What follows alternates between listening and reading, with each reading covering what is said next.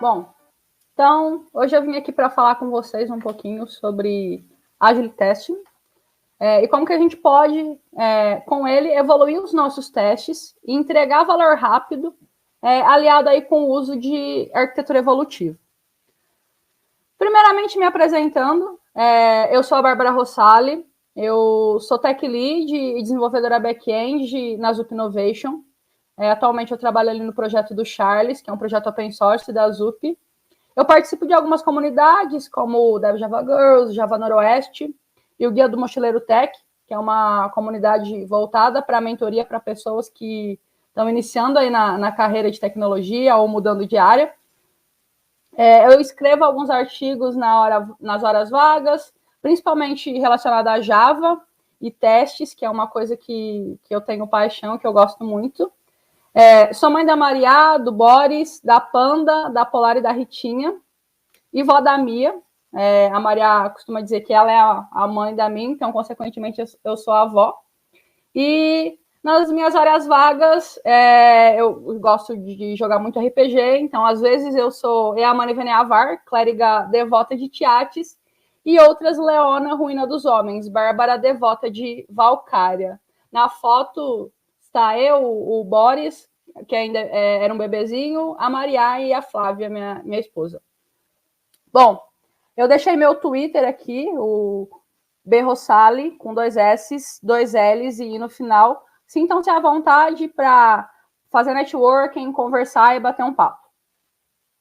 E vamos lá para o assunto de hoje. Então, o que é Agile Testing?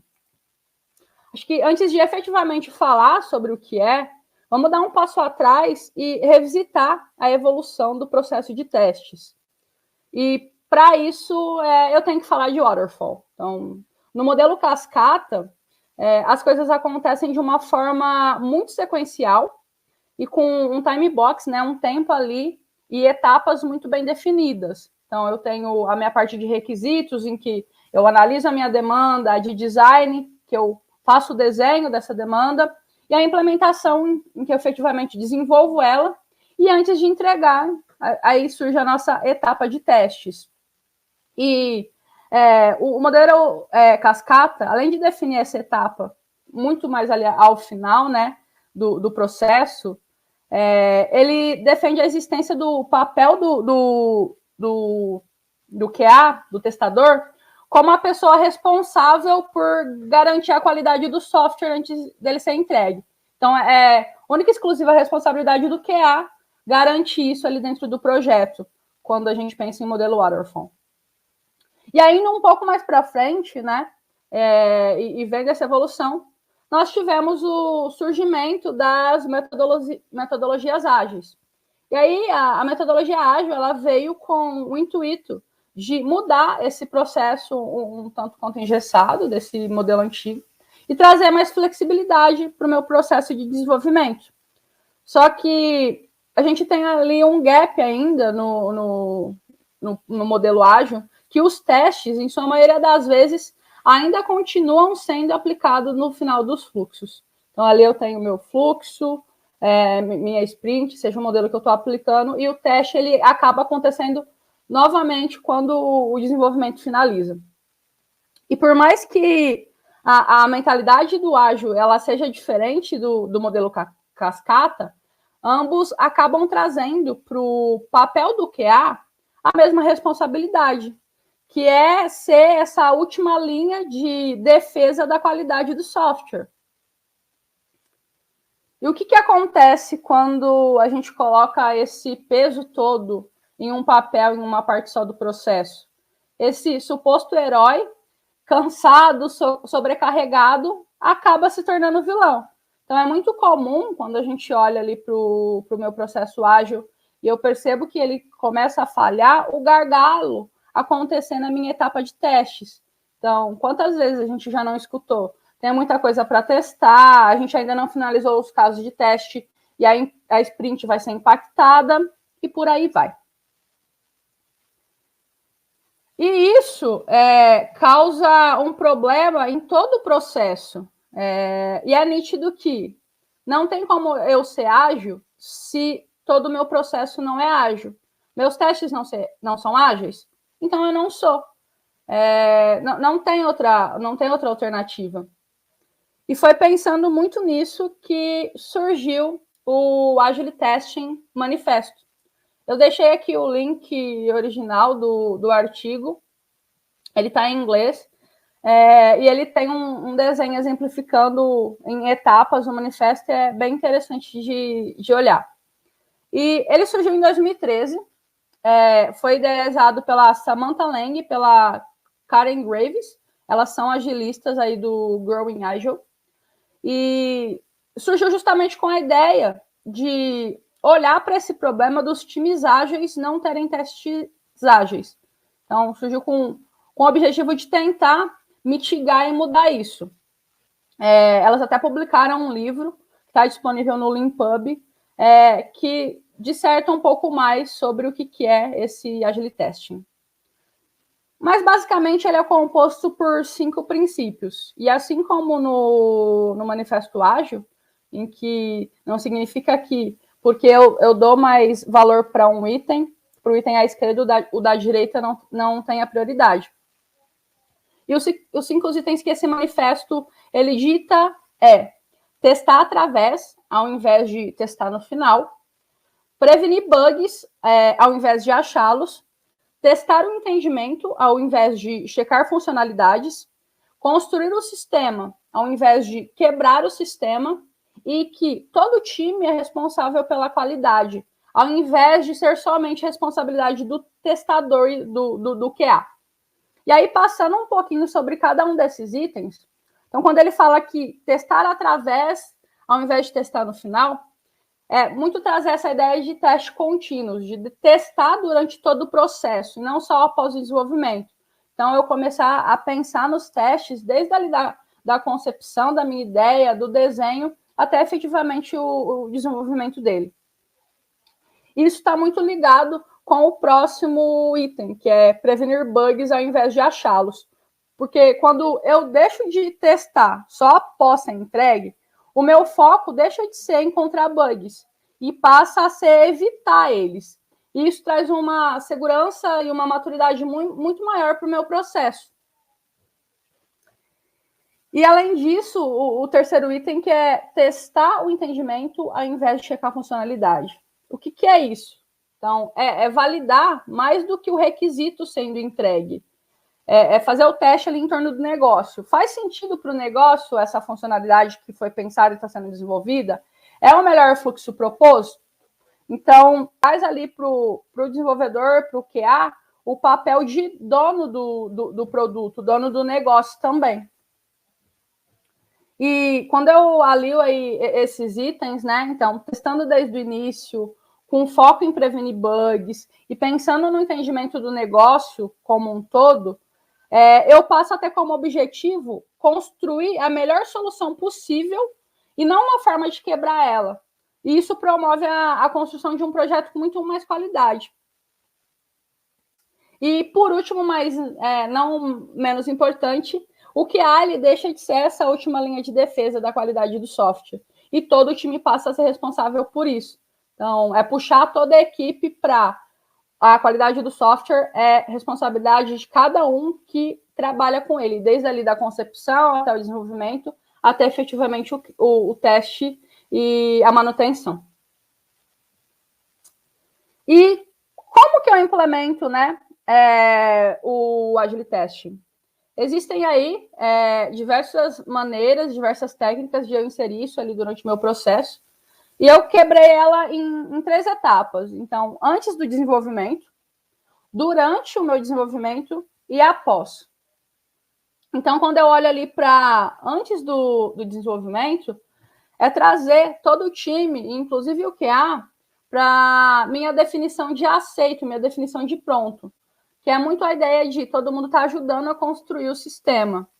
Para os casos de teste também, não só ser papel do QA, pensar ali nos fluxos, tanto no fluxo feliz como no fluxo alternativo, mas o time todo ajudar a construir os casos de teste. E é nítido que quando a gente começa a usar desse tipo de estratégia, os fluxos percebidos, eles se tornam com muito mais qualidade, porque eu tenho ali visões diferentes atuando ali para um mesmo processo. Então, quando eu coloco diversidade ali no meio, as coisas tendem a evoluir de uma forma muito mais rápida.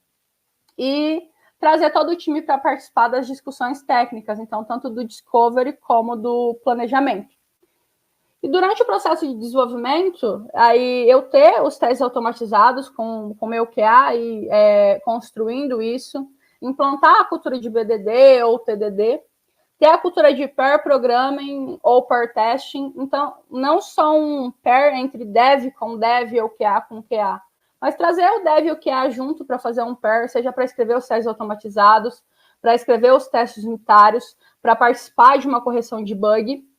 E também tenho a técnica de DevBox Testing. A técnica de DevBox Testing nada mais é do que antes do desenvolvedor entregar a funcionalidade ali para code review e posteriormente para teste, ele chamar o QA ali junto com ele, eles rodarem localmente o que foi feito e validarem num primeiro momento e discutirem se o fluxo está de acordo com o que foi requisitado, se faz sentido. Então, ter essa primeira troca ali local entre dev e QA. E após o desenvolvimento, então, ter a cultura de code review e o QA participar disso. O mais comum de ter os testes funcionais, ter os testes de regressão. E um item que eu considero crucial e muito importante é o compartilhamento de conhecimento. Então, uma vez que eu resolvo inserir essas técnicas e alterar meu processo, é importante que o compartilhamento do conhecimento disso seja feito com o time, respondendo as perguntas, o porquê vamos usar, qual o objetivo e como isso vai ajudar a gente. Mas, ok, uma vez que eu implante essas técnicas e esses processos ali dentro do Ágil, todos os meus problemas vão estar resolvidos? Normalmente não. Tem um outro gap muito comum que está relacionado com o ambiente. Então, também é algo que acontece com frequência de eu ter ali o meu ambiente de dev e alguém falar, pessoal, não testa nada, que não sobe nada no ambiente de QA, que eu estou realizando um teste e eu preciso do ambiente exclusivamente para mim. Ou alguém subiu alguma coisa aqui no ambiente de pré-prod, eu tenho uma review para fazer e as coisas não estão funcionando mais. Ou o ambiente de dev está fora depois que subiu a funcionalidade XPTO. E por aí vai. Isso acontece porque hoje é muito comum esse tipo de ambiente faseado, em que para testar e para validar as minhas mudanças, eu passo por cada um deles. Então, eu tenho ali meu ambiente de desenvolvimento, posteriormente o meu de staging, o meu de pré-prod e assim, então, o meu ambiente de produção. E isso, mais uma vez, deixa o meu processo ágil falho. Porque eu tenho que passar aí por todos esses estágios e gero novos gargalos. E foi com olhando muito para esses problemas que surgiu a arquitetura evolutiva. E o que é a arquitetura evolutiva? Então, uma arquitetura evolutiva é uma arquitetura que suporta mudanças incrementais e contínuas, né, que não quebram a minha aplicação. Então, eu tenho ali a separação dos meus componentes com fronteiras bem definidas, organizada em torno de negócios. Então, os microserviços são um bom exemplo disso. E a cereja do bolo é a questão da experimentação. Então, as mudanças, quando eu promovo, né, que a minha arquitetura ela tenha suporte às mudanças, as mudanças se tornam simples. Isso me permite testar mais as coisas. Eu tenho essa segurança maior para estar realizando testes aí durante o meu desenvolvimento. Tem um livro muito legal, que é o Construindo Arquiteturas Evolutivas, da O'Reilly, e ele destrincha um pouco sobre essas características, né, de uma arquitetura evolutiva. Então, fala sobre essa questão de mudanças incrementais, e traz o conceito ali de deploy incremental, em que eu promovo e disponibilizo pequenas mudanças de forma gradativa. Dito também que minhas decisões, elas são reversíveis quando eu tenho uma arquitetura evolutiva, ou seja, eu consigo alterá-las e voltar atrás, se necessário, conforme a necessidade. Também diz que eu devo ser evolutivo ao previsível. Então, é um fato que nós, seres humanos, somos muito ruins em prever o futuro.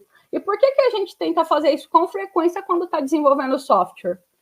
É muito melhor que eu tenha ali a minha arquitetura, a minha infraestrutura pronta para evoluir e reagir a mudanças, do que eu tentar construir ela desde o início, tentando prever problemas futuros.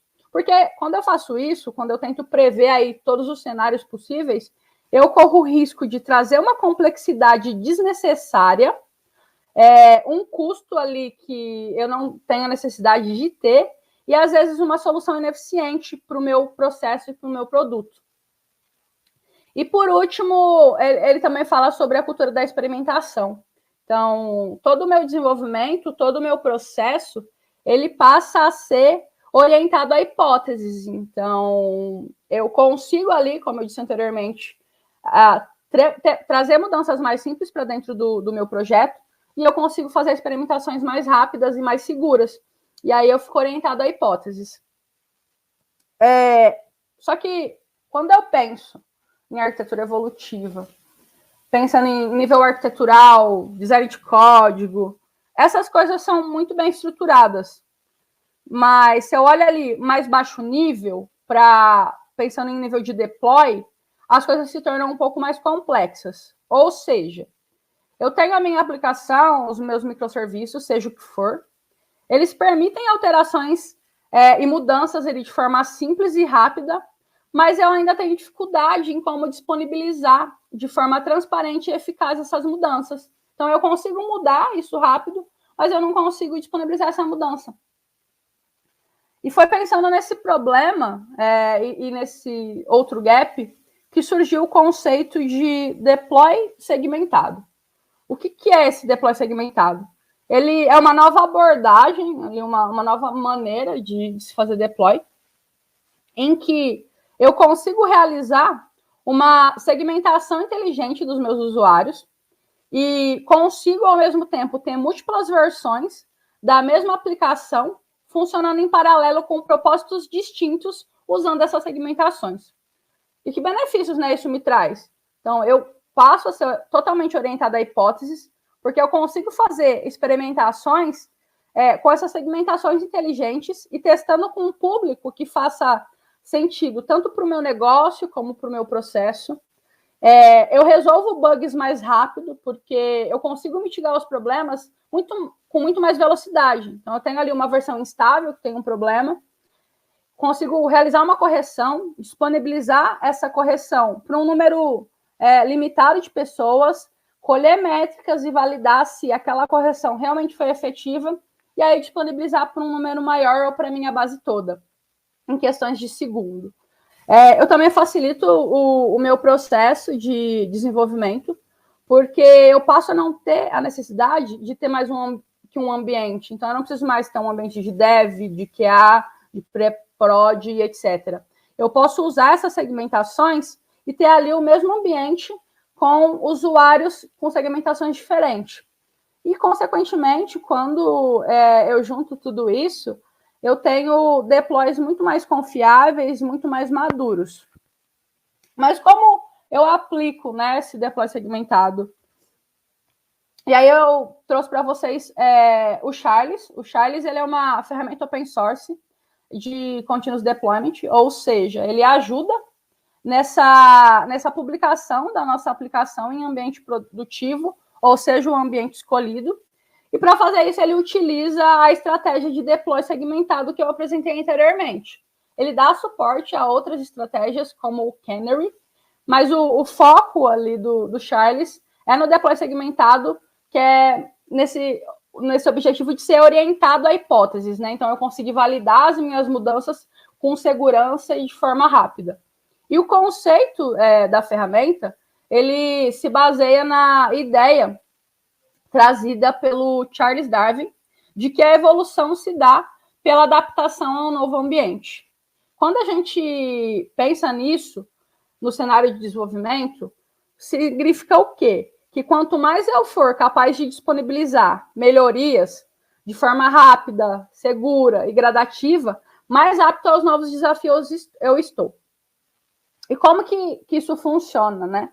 Hoje o Charles ele trabalha ali com clusters Kubernetes e basicamente eu consigo criar essas segmentações. Então aqui no exemplo eu tenho uma segmentação dos meus desenvolvedores e dos meus testadores, e os meus desenvolvedores eles acessam quando eles acessam a minha aplicação, internamente eles consomem ali a minha aplicação A e B na versão Z, e os meus testadores, quando eles consomem ali, eles acessam o meu serviço, eles consomem a versão da aplicação A na versão X e da versão B na versão Y. Então, eu consigo trabalhar com múltiplas versões sem que um usuário impacte o outro. E aqui trazendo um pouco de como é a carinha da ferramenta, eu tenho uma criação dessa implementação, dessa estratégia de deploy segmentado, muito fácil e sofisticada. Então, em poucos minutos, eu consigo segmentar minha base e realizar deploy para essa segmentação. E isso já está disponível ali para os usuários. Então, trazendo um exemplo, então imagina que eu tenho um novo fluxo de compra e eu quero validar se esse novo fluxo de compra realmente é efetivo. Então, inicialmente, eu crio uma segmentação para usuários que fazem compra a partir do Triângulo Mineiro e disponibilizo esse novo fluxo. E aí eu colho métricas disso. Uma vez que eu valide, olha, está indo muito bem esse novo fluxo de compra, eu quero aumentar ali os dados da minha hipótese e testar com um público maior, eu consigo ir falar, crio uma segmentação agora para usuários que façam compra no estado de Minas Gerais. E eu quero que todos eles acessem esse novo fluxo. E faço isso gradativamente até chegar para toda a minha base, que hoje o Charles colocou o conceito de mar aberto, que é aquela versão padrão e estável da minha aplicação em que eu não estou testando nenhuma hipótese. Então, se o usuário não cai em nenhuma segmentação, em nenhum teste que está sendo realizado, ele cai nessa versão padrão. E, além disso, eu tenho uma série de métricas. Então, eu consigo verificar, desde releases implantadas, logs dessas releases, logs do meu deploy, latência, porcentagem de erros, inclusive métricas de negócio. Hoje, o suporte é o Prometheus e o Google Analytics. E, aliado a essas métricas, tem uma funcionalidade muito interessante, que é as ações de métrica, onde, dado uma métrica, eu consigo realizar uma ação, que hoje é deploy ou undeploy. Segundo o exemplo da nossa página de produtos, então, imagine lá que eu coloquei essa nova página para o Triângulo Mineiro e configurei uma métrica de venda. Então, hoje, no meu fluxo antigo, a minha quantidade de vendas por hora são de 20 produtos. E aí, eu quero validar essa minha hipótese para ver se esse novo fluxo faz sentido. E para mim, ele só vai fazer sentido se eu duplicar a minha quantidade de vendas. Então, tiver ali 40 vendas por hora.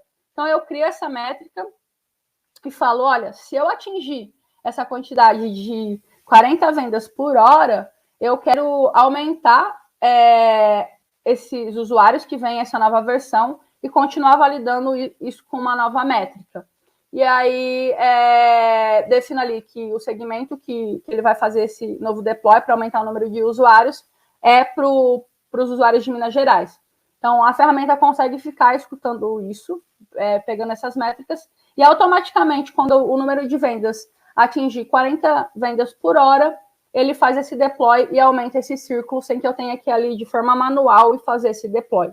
E da mesma forma, eu consigo fazer o undeploy. Então, imagina ali que eu tenho uma outra métrica que é de número de usuários que desistiram da compra ali durante o processo. E hoje, esse número gira em torno de 30.